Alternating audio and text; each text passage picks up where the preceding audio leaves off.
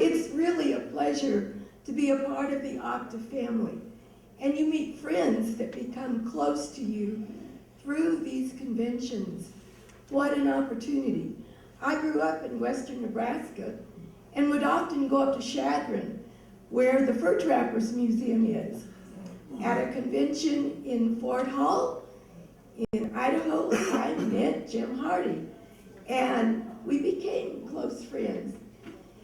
And during this time, I discovered, yes, there were French trappers in New Mexico. And so it's in completion of our gathering of Spanish and French and Mexicans and Americans, I want to welcome Jim. And if you want to come on up, Jim, besides running a museum that's fantastic, doing or editing a great journal, is also a biker, not out on the feet walking after skins. And do you have an Indian wife? No Indian wife, like a lot of them did.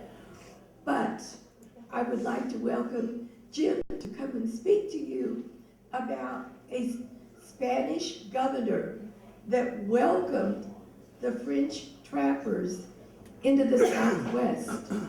And what I haven't discovered is, did the French trappers have to present a passport? Because American traders on the Santa Fe Trail had to show a passport. So, welcome.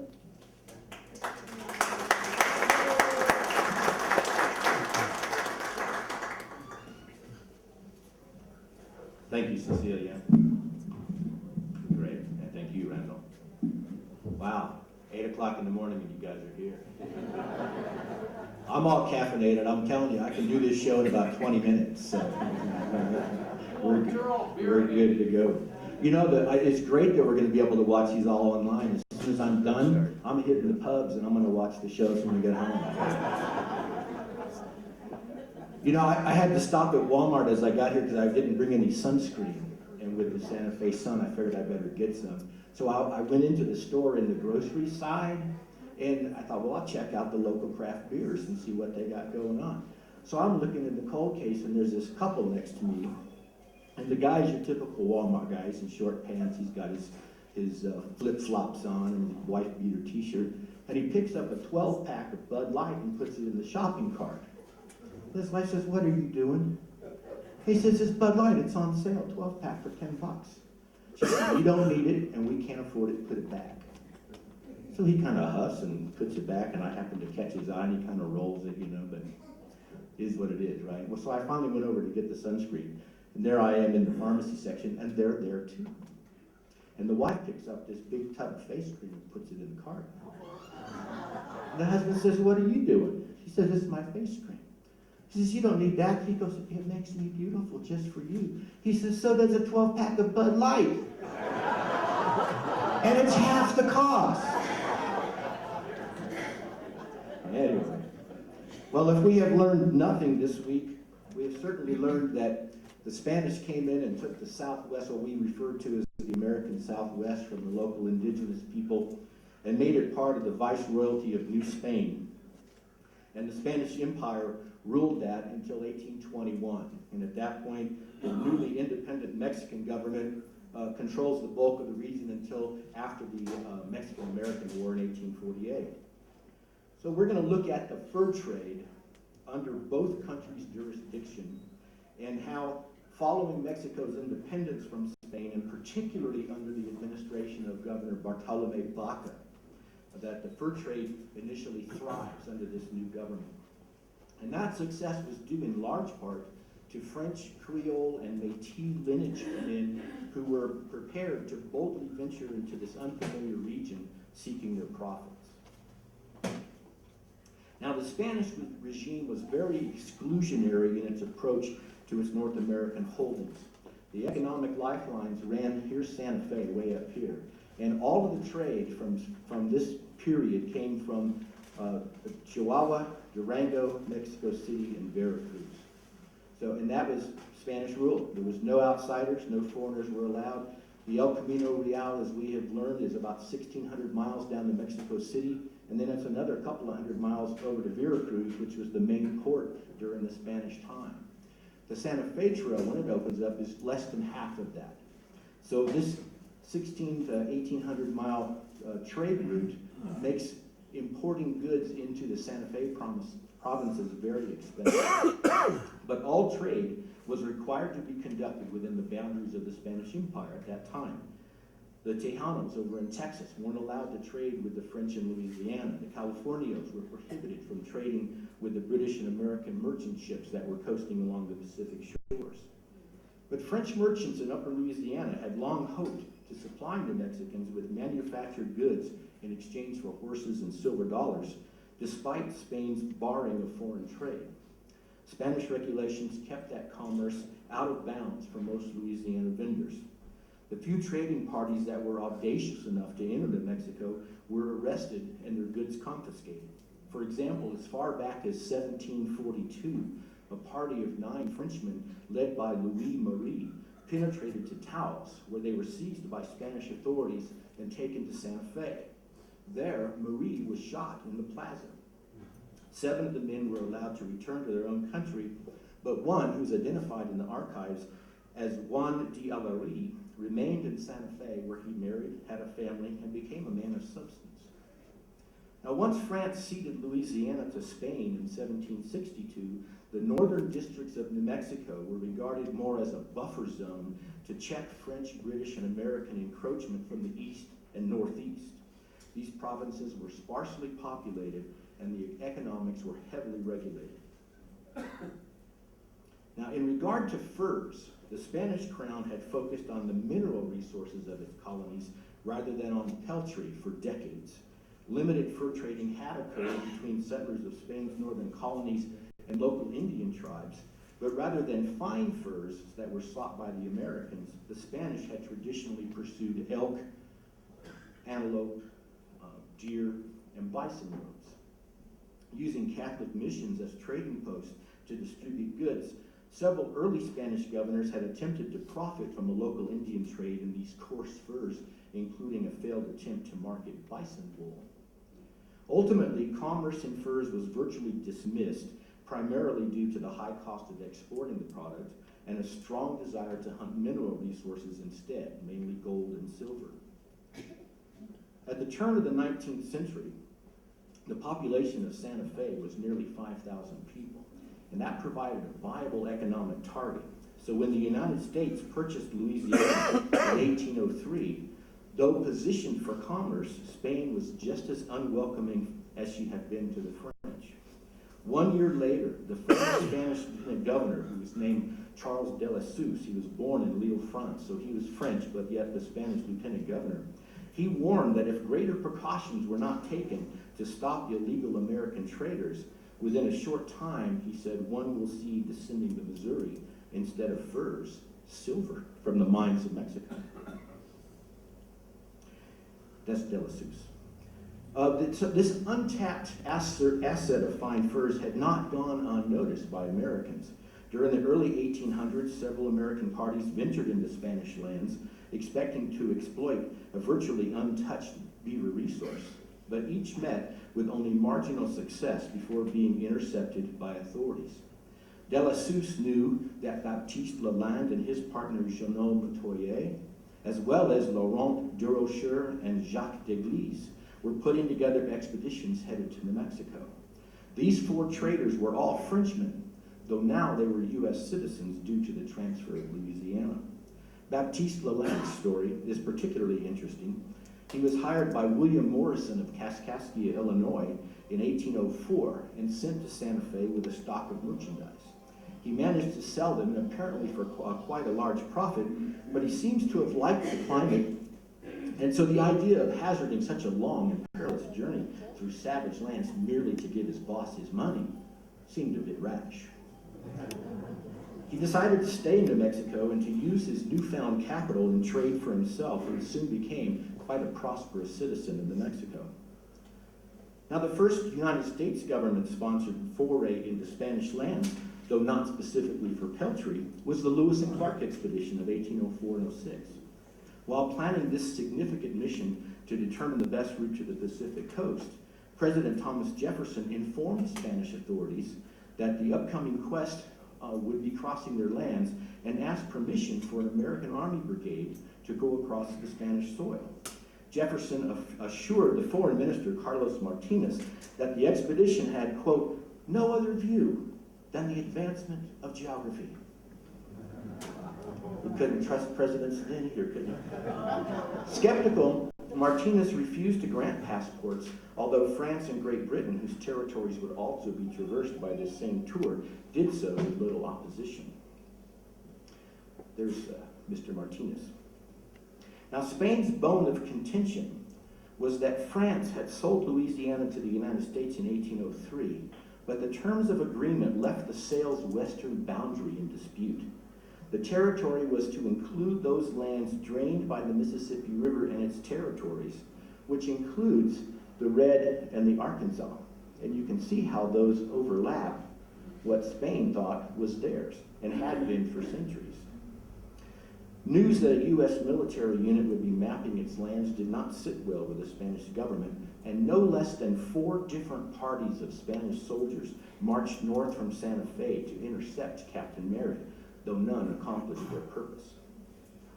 About the time of Lewis and Clark's return, Lieutenant Zebulon Pike left St. Louis. That was in July of 1806. He was to explore the sources of the Arkansas and Red Rivers.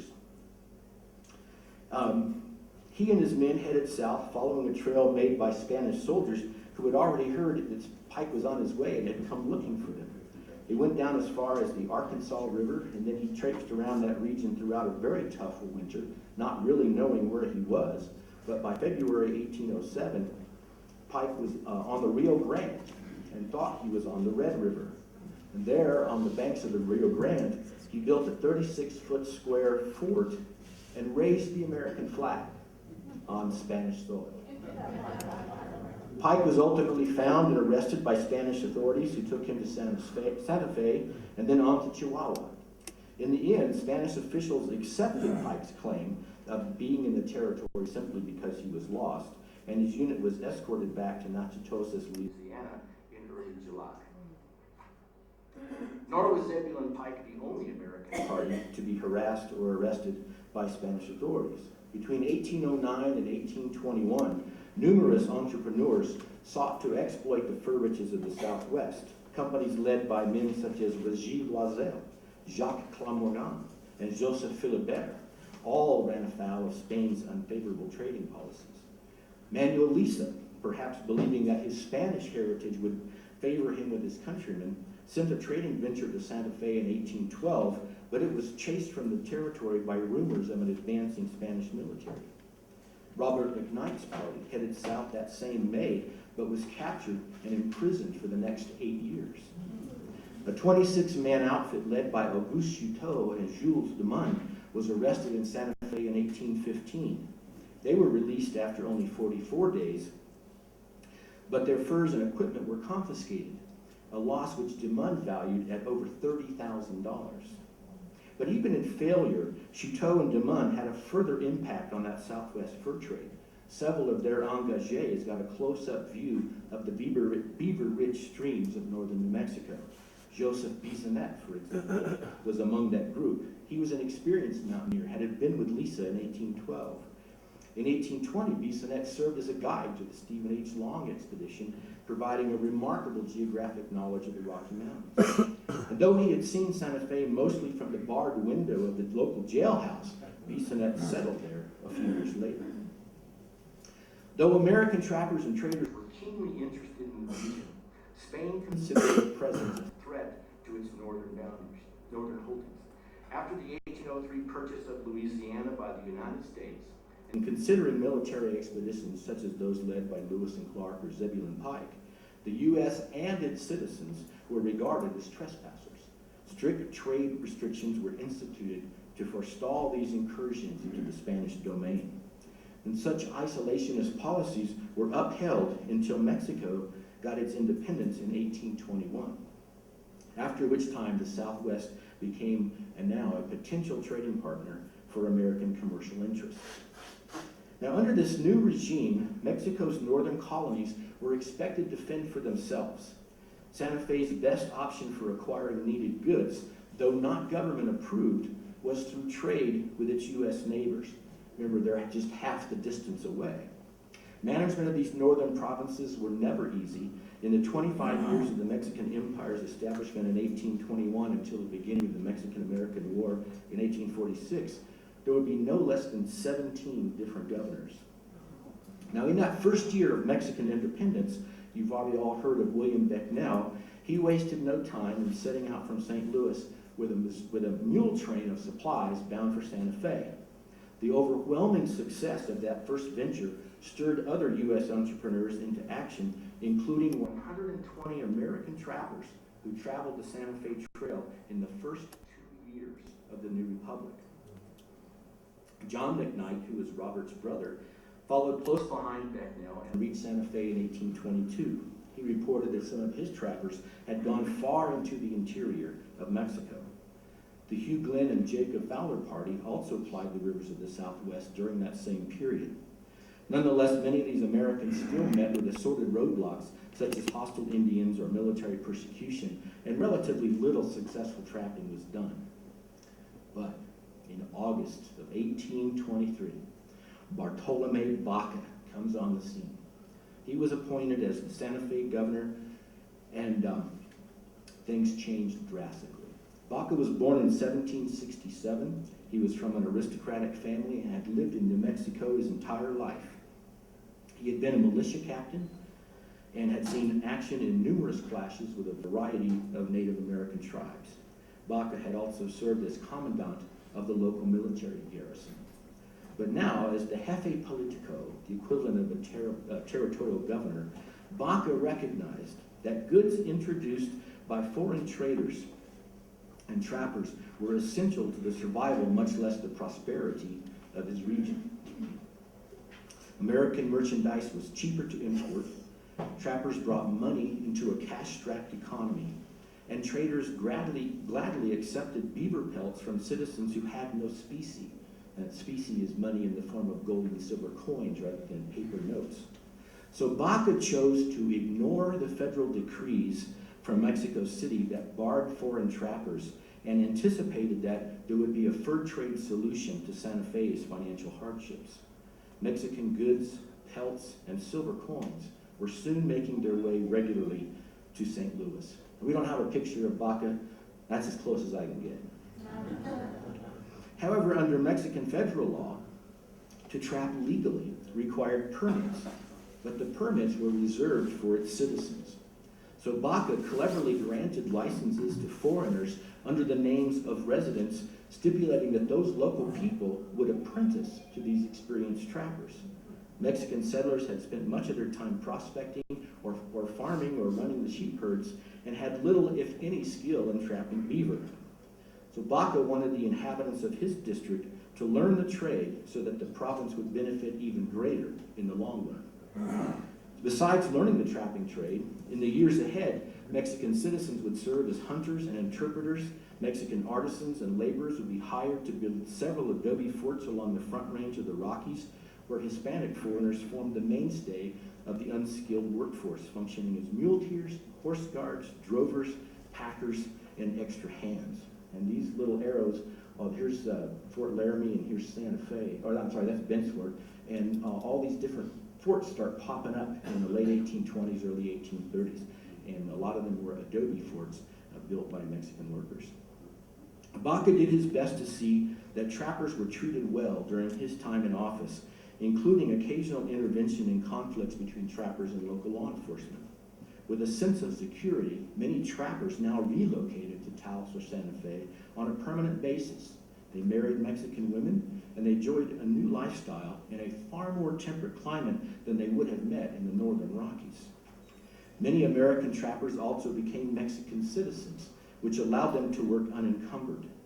The new Mexican Constitution allowed for such naturalization upon a person's conversion to Catholicism, which many of the Frenchmen entering the trade already observed.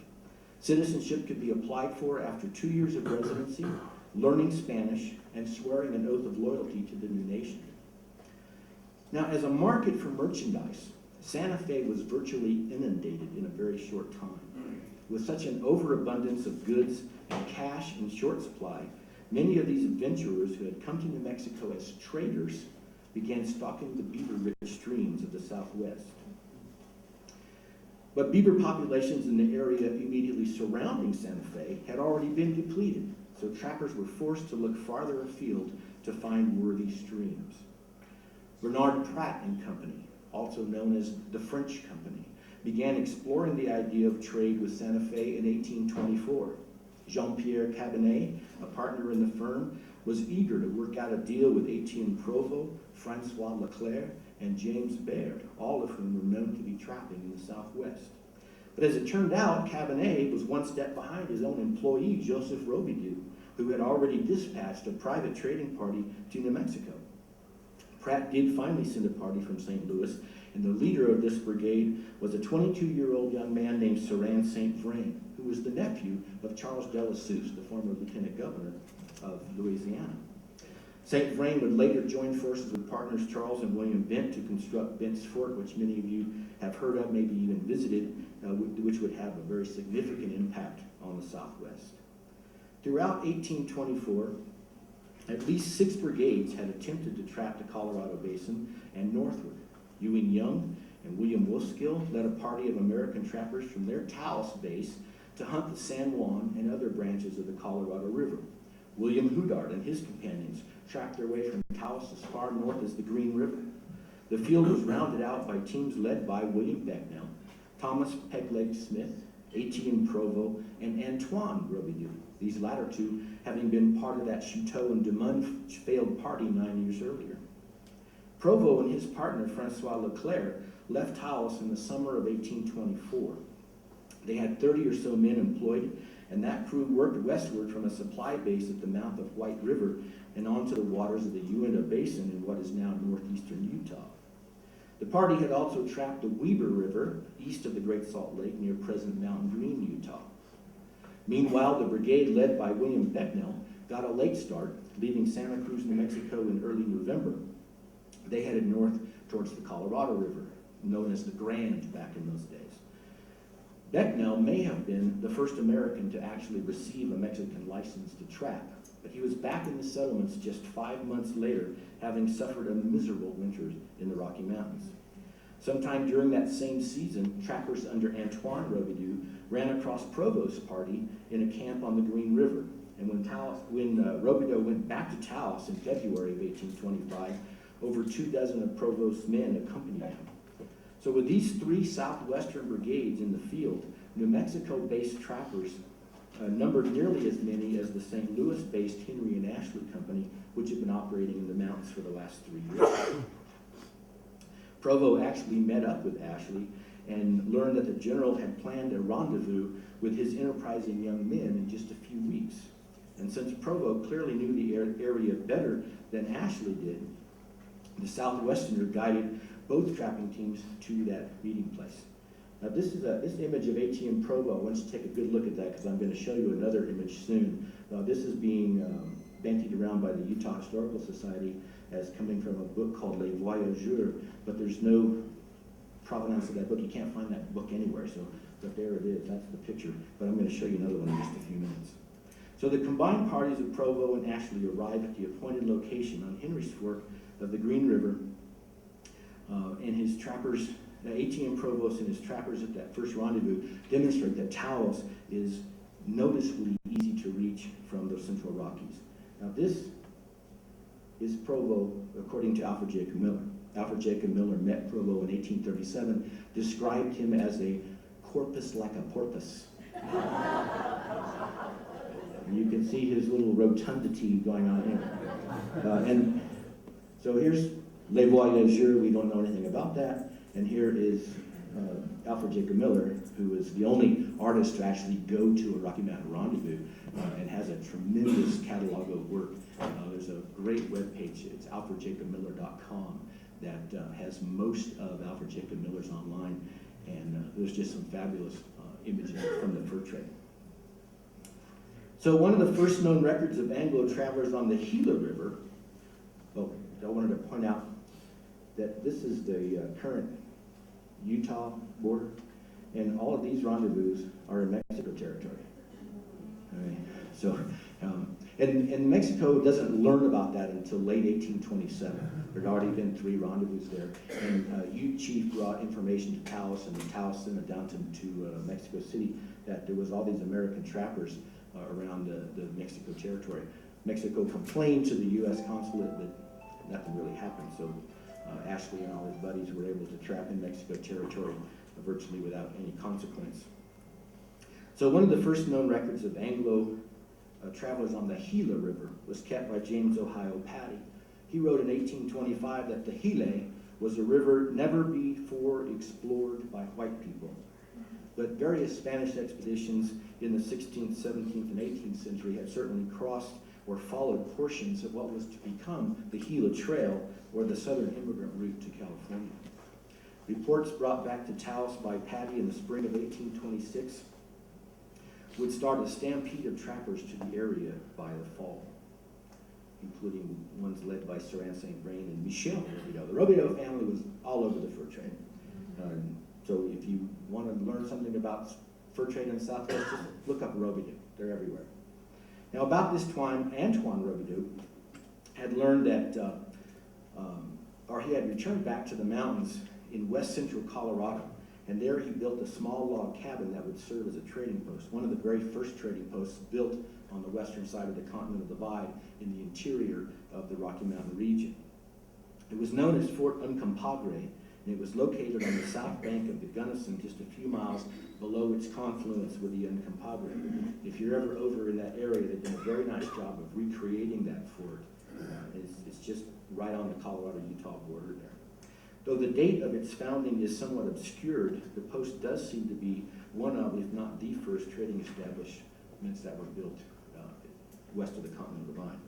And despite the rugged terrain up there, Robideau supplied this fort with wagon loads of goods. He was the first man to haul freight into the Central Rockies by wheeled vehicles. Now, Bartolomé Baca resigned as governor in September of 1825. So all that we've just talked about is happening between 1823 and 1825. He was succeeded by Antonio Narbona, who at least initially maintained Baca's approach to the foreign trappers in New Mexico. But in late 1826, he expressed his concern to the superiors of Mexico City about a growing transient population in New Mexico provinces. Narbona was convinced that these Anglo-Americans wanted to bypass his jurisdiction and settle in the Mexican interior. From there, he suspected they would carry on an illicit trade, avoiding payments of custom duties, and basically screw over the Mexican government. So Baca's successor reversed the earlier verdicts, making it more and more difficult for trappers to work in the northern provinces of New Mexico. It slowed them down, but it came far from stopping them. So, why are so many Frenchmen, and mostly we're talking about the leaders here. I'm sure we'll hear a lot more about the rank and file in our 2 o'clock paper this afternoon. Why so many Frenchmen? It's hard to miss the number of men with French-sounding names who are leading trading and trapping brigades during Baca's term. Just how many of these French Americans also worked in those brigades? Men like Gervais Noland, Jean-Baptiste Trudeau, Jean Valliant, Antoine Maroux, and a host of others. We can't really determine. It's hard to derive exact figures, but people with French roots had become a significant presence in the Southwest in the mid-1820s. The impact of some of them was felt for decades. One such figure was Charles Beaubien, a French-Canadian who arrived from Quebec in Santa Fe in 1824. His initial years there were spent chasing beaver throughout the Southwest and as far as to the Pacific coast. By 1829, he had put away the traps, settled in Taos, and opened his own store. That year, Beaubien was granted naturalization as a Mexican citizen, and he changed his name from Charles to Carlos. His business proffered. You got to, do one in Rome, right? One in Santa Fe, do what the Santa Feans do. His local business prospered. He got involved in politics, and by 1834, he was named the first alcalde, or magistrate, basically, of Taos. And it was Senor Beaubien who would regale John Sutter with glorious tales of the wonders of California, igniting an enthusiasm for Sutter's later immigration to the Golden State. So why French? Yale professor Dr. J. Gitlin asserted that being French in the Southwest made a difference in several ways. First, as noted earlier, many of these men were already Catholic. Thus, they understood and practiced similar beliefs of the system of the society that they were about to insert themselves into. Second, it was easier for a Frenchman to learn Spanish than it was for people who spoke another language. French and Spanish are both Romance languages, and they share a great deal of vocabulary, morphology, and syntax. France, like Spain, was governed by civil law, not common law, as was England and the United States. But perhaps most important, according to Gitlin, was that the French were survivors. They had already experienced several governmental changes in North America and had learned a degree of cultural flexibility. The French Empire had been taken over by the English sovereignty, which later came under the rule of the American Republic. They had seen Indian country transition to frontier settlements. They had lived through an evolution of Louisianan control that went from French to Spanish, back to French, and finally to American control. And through all of that change, this French community had maintained an ability to adapt, accommodate, and stay focused on an economic agenda. From the early years of the 19th century, and particularly from 1823, when Bartolomé Baca changed the focus of New Mexico's economy, Americans, so many of whom were of French ancestry, spread out over the Southwest in their hunt for beaver herds, with its roots in permanent New Mexican settlements like Taos and Santa Fe. The fur trade brought a substantial income into Baca's province. Boston entrepreneur Nathaniel Wyeth estimated that of the 683 packs of beaver fur arriving in St. Louis in 1832 and 1833, 150 of those came from the Santa Fe region, almost 22%.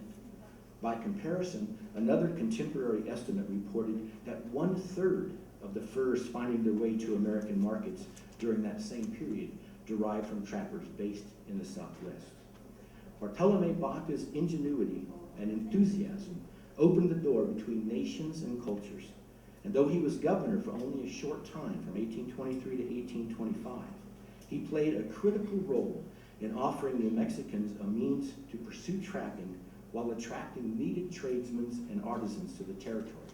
And so often, it was the French who were at the forefront of American expansion, pursuing a variety of economic opportunities which started with beaver pelts. Thank you. I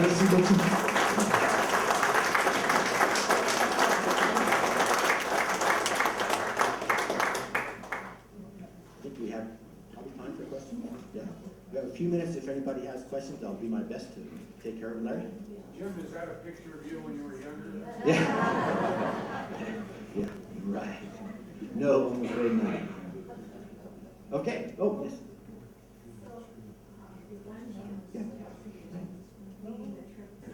I was on it. Yeah.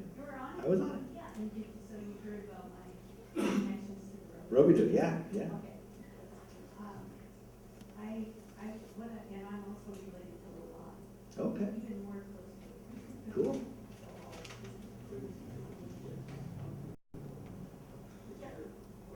Yeah, I'm not a descendant, I'm just a cousin, I'm very distant cousin. Right. It's probably every French Canadian. More so than, yeah. But I was wondering, do you, in your perspective, do you feel that, for example, the way that Pedro Fiala went back to St. Louis area and then came and, for example, maybe Alonzo how close do you think it is to what we're doing? Well, I think it's quite close. I mean, yeah, the question was when Pedro Fiala blazes a trail basically from Santa Fe to St. Louis in 1792, how close was that trail to what became the Santa Fe Trail? Does that pretty well sum up your question? You should know that Pedro was born in Lille, France, and he's actually Pierre, and he was working for the Spanish government, so they called him Pedro. Here's another Frenchman who's involved there.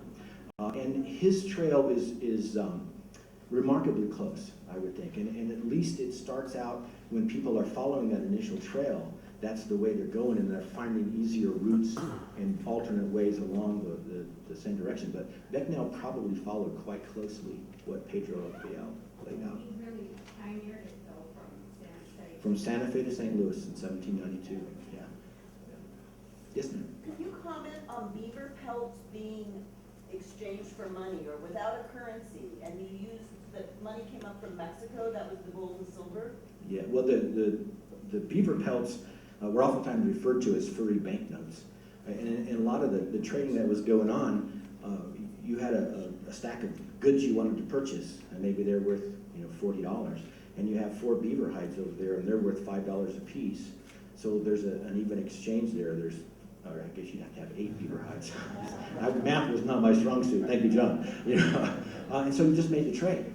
Okay? And you didn't have to have any money changing hands. All of these rendezvous that were going on in the Rocky Mountain region from 1825 to 1840, there was very little cash on hand. It was all just kept in ledgers.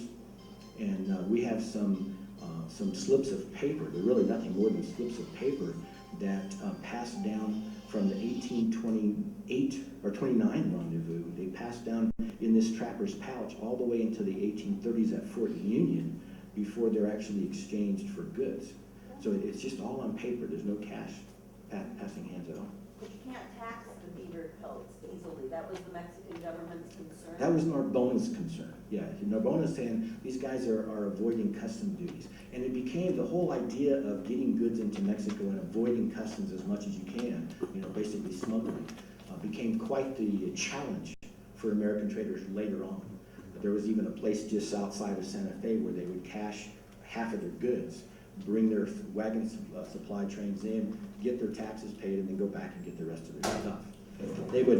They would double the covers of the wagon. They'd put a wagon cover in, put a number of blankets on top of that, and put a second cover over that so that they could sneak those blankets in without having to pay taxes. Does that pretty well answer your question? You had a question, Jim? Yeah, from the high value to low value, how much do beaver pelts change? Their highest value was about $6 a pound. And beaver was sold and traded by the pound because, again, we go back to the early French, the hat makers guild had a lot of power. And people were bringing in bundles of fur where they had shaved the fur off of the pelt, off of the actual skin, and mixed in rabbit or goat or whatever and said, here's a pound of beaver. So the French guild said, from now on, we're only taking them if it's on the pelt. And of course, the pelt, the leather itself was not used in making hats. It was only the hair, and particularly that thick, woolly underfur that you find on a beaver pelt, and that's made into felt. Okay, the leather itself was sold off to the glue factories or maybe used for linings for purses and things like that. Larry? Jim, legitimate question. Picking up on what she's talking about the monetary trade, etc. You did say Baca was interested in the economic impact of the fur trade being positive, helping this territory do well or even survive. And you mentioned, if I remember, that he was interested in coin from the States. St. Louis certainly was. Excuse me? St. Louis was interested in the coin. And that coin being from where? From Mexico, from the mines of Mexico. So he wasn't interested in American coin? No, he was more interested in the fact that these traders would allow his citizens to give them beaver pelts instead of coin. And So, how does that help his economy? because now they have all these manufactured goods. There weren't a lot of tradesmen in New Mexico. They were predominantly an agrarian society, raising sheep and making a lot of textile products, woolen products. And so they didn't have many carpenters. They didn't have many blacksmiths. So those people were very welcome to come into New Mexico, particularly under Baca's reign. And they could reimburse them with beaver pelts? Yeah, way in the back. Mark. Speaking of silver coins, how did the Santa Rita or the present day Silver City mines play into that trade of providing coinage for exchange for goods? I don't know that there was a lot of copper involved in the trade, but certainly a lot of the American trappers who were coming down, like James Ohio Patty talks about spending a winter at the copper mines, the Santa Rita copper mines, which had been operating for decades. Okay? All right, thank you very much.